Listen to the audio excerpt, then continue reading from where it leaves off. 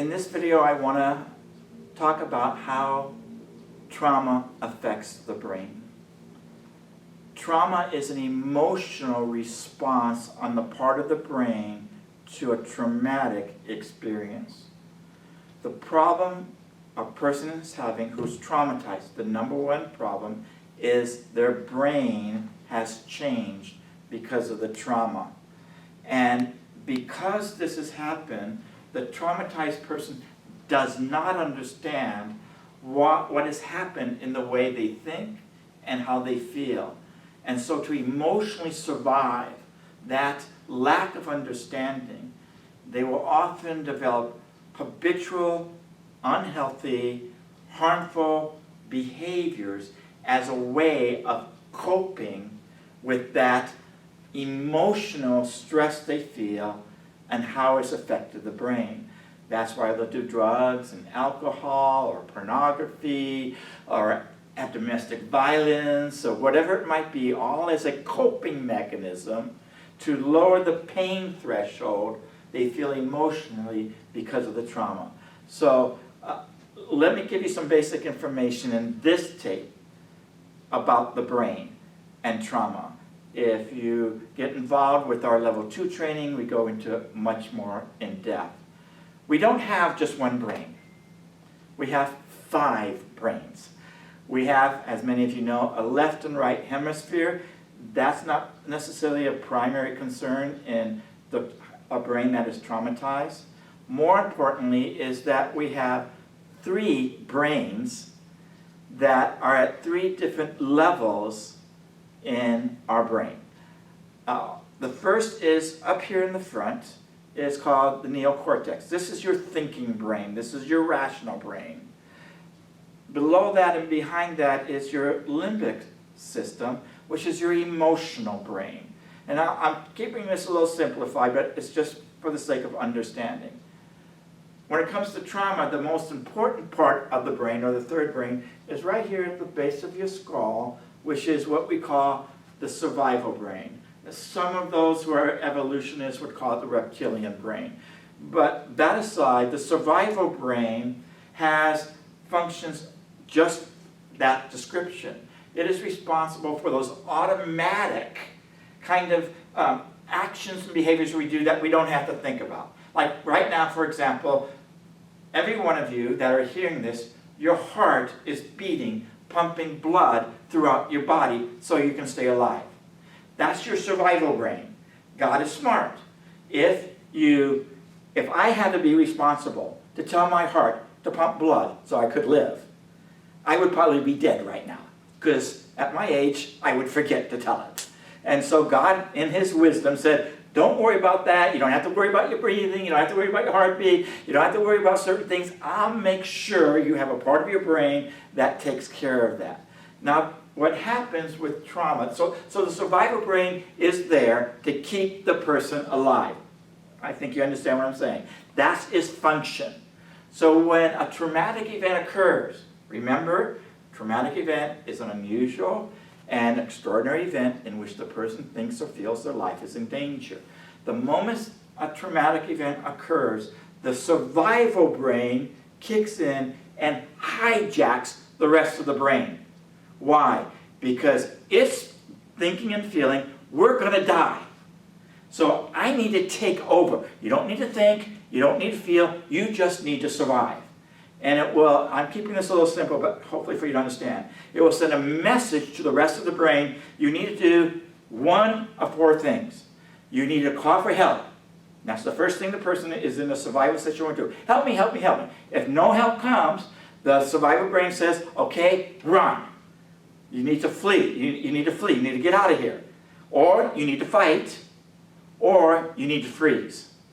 So if I'm I live in Africa, if I'm out in the bush with you and there's a lion, immediately my survival brain will kick in, take over the rest of the brain and say, run. And all I have to do is run faster than you to escape the lion. On a more serious note, oftentimes when a woman's raped, the person will ask, well, what did you do? Did you fight back? And it's not unusual for the woman to say, no, I just froze. That's a message from the survival brain to her. This is how you're going to survive this. You're not going to survive this by fighting. You're not going to survive this by getting away. You have to play dead. You just freeze, and you'll survive this. So the survival brain kicks in and hijacks the rest of the brain in order to survive the traumatic event. That's the way God made us. It's okay. Here's the problem. After the traumatic event is over, if that brain goes unhealed, whenever anything, anyone, or any situation reminds the person of that traumatic event, the survival brain starts to kick in and says, it's happening again. I need to take over. I need to hijack the rest of the brain and tell you what you need to survive. So for example, if I can illustrate, if a wife has been molested or sexually assaulted and her husband makes a sexual advance towards her, and that traumatic event has not been healed in her, and if she survived it by freezing, she will become non-responsive to him sexually. Why? Because the survival brain interprets that event that's going on between him and her as a life-threatening event and takes over and says, this is how we survived before, this is how you're going to survive again. And this is the problem that people who have been traumatized experience if the brain has not been healed. A person who maybe had been in a combat situation, and the way they survived was by fighting. Well, when anything reminds them of that, a helicopter, whatever it might be, suddenly all this anger will kick in. Or if they shut down emotionally, avoid it, that's how they're going to survive.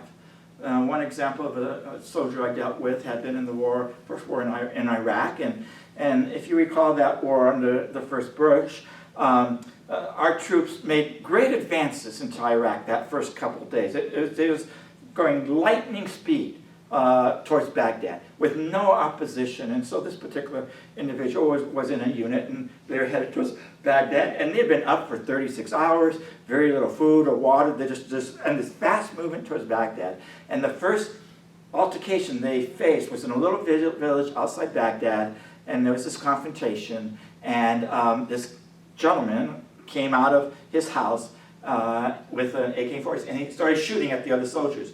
And this soldier shot and killed the man. That's what he's trained to do. Unfortunately, a little boy came out of that same house, about 8 years old, shouting, "Daddy, Daddy, Daddy." Went to the dead father, picked up his machine gun, and pointed it at this soldier. And that soldier knew he had a split second to decide, what's he going to do?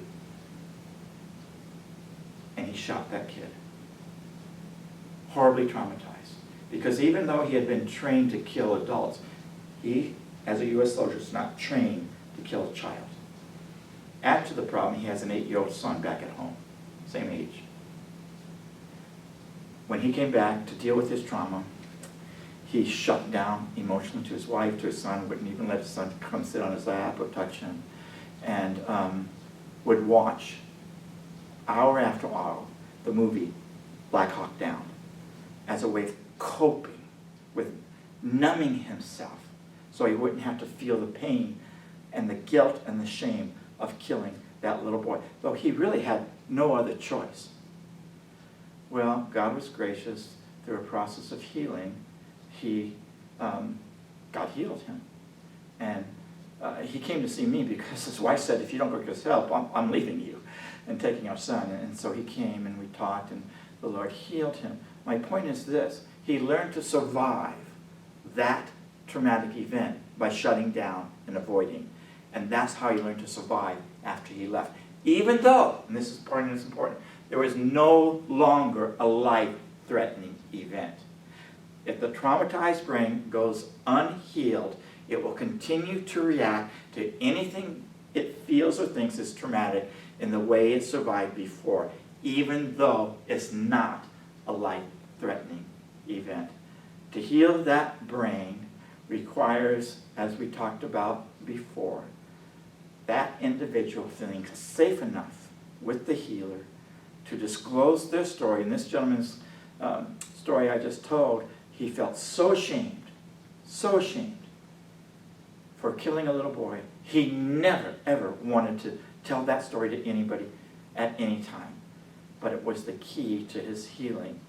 The part of his brain that was hijacking the rest of his brain, that part of his brain to love, to care, to think, to rationalize, in order to survive the pain of something that had happened in a combat situation, yet what he was experiencing back home was not life-threatening.